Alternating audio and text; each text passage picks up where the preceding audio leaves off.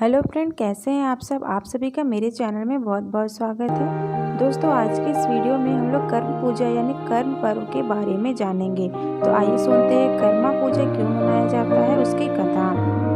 कर्मा झारखंड, बिहार, ओडिशा और पश्चिम बंगाल और छत्तीसगढ़ का एक प्रमुख त्यौहार है। मुख्य रूप से यह त्यौहार भादो मास के एकादशी के दिन मनाया जाता है, उसी के आसपास मनाया जाता है। इस मौके पर लोग प्रकृति की पूजा कर अच्छे फसल की कामना करते हैं। साथ ही बहनें अपने भाइयों की सुरक्षा के लिए प्रार्थना करती है।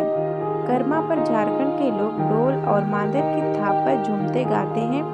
कर्मा को आदिवासी संस्कृति का प्रतीक भी माना जाता है। कर्मा त्योहार में एक विशेष नृत्य किया जाता है जिसे कर्मा नृत्य कहते हैं। यह पर्व हिंदू पंचांग के भादो मास के एकादशी को झारखंड और छत्तीसगढ़ सहित देश विदेश में पूरे उत्सव के साथ मनाया जाता है।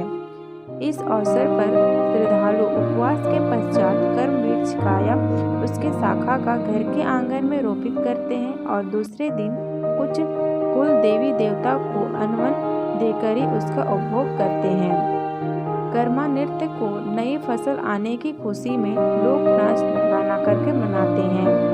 कर्मा नृत्य छत्तीसगढ़ और झारखंड की लोक संस्कृति का पर्व है।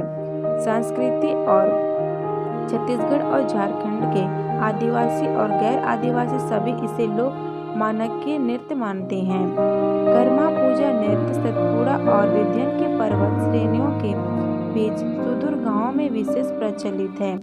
शहडोल मंडला के गुड़ और बैगार एक बालाघाट और सिवनी के कुरकू तथा प्रधान जाति कर्मा के ही रूप में आधार बनकर नाचती है। कहा जाता है कि कर्मा और धर्मा दो भाई थे। दोनों बहुत मेहनती व धनवान थे।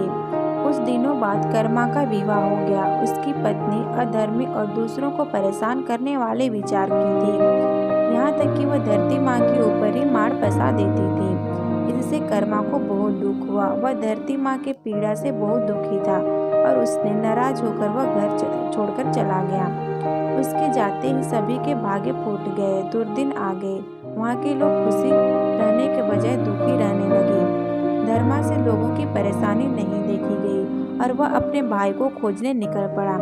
कुछ दूर जाने पर उसे प्यास लगी। आसपास कहीं पानी न दिखने पर दूर एक नदी दिखाई पड़ा। वहां जाने पर देखा कि उसमें पानी नहीं है। नदी ने धर्मा से कहा, जब से कर्मा भाई यहाँ से गए हैं तब से हमारा कर्म फूट गया है। यहाँ का पानी सूख गया है। अगर वह मिले तो उसे कह देना। कुछ दूर जाने पर एक आम का पेड़ मिला।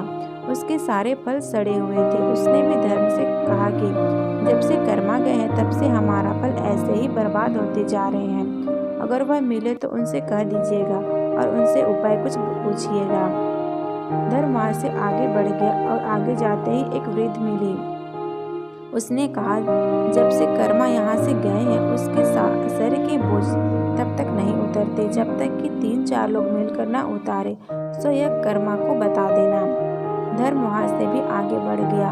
उससे एक महिला मिली। उसने बताया कि कर्म से पूछा कर बताना कि जब से खाना बनाने के बाद बर्तन हाथ से चिपक जाते हैं, सो इसके लिए उपाय कुछ बताना। धर्म आगे चल पड़ा। चलते चलते एक रेगिस्तान जा पहुंचा। वहाँ उसने देखा कि कर्मा धूप व गर्मी से परेशान है। उसके शरीर पर फोड़े पड़े हैं और वह बेकुल हो रहा है। धर्म ने उसकी हालात देखी नहीं गई और उसने कर्म से आग्रह किया वह घर वापस चले। तो कर्मा ने कहा, मैं उस घर में कैसे जाऊं जहां मेरी पत्नी जमीन पर मार फेंक देती है। तब धर्म ने वचन दिया कि आज के बाद कोई भी महिला जमीन पर मार नहीं फेंकेगी। फिर दोनों भाई वापस घर की ओर चल पड़े।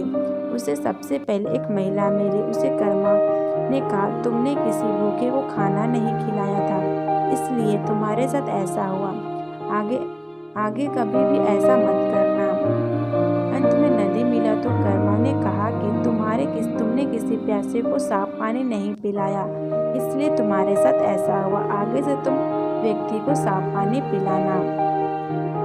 इस प्रकार उसने सबको कर्म बताते हुए घर आया और पोखर में कर्म का डाल लगाकर पूजा किया। उसके बाद पूरे इलाके में पुनः खुशहाली लौट आई और आनंद से रहने लगे। कहते हैं कि उसी को याद में आज कर्म पूजा मनाया जाता है।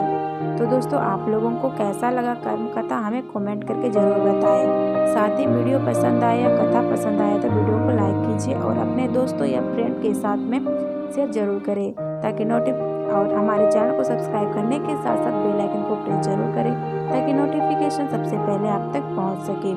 तो चलिए दोस्तों, आज के लिए इतना ही, फिर मिलते हैं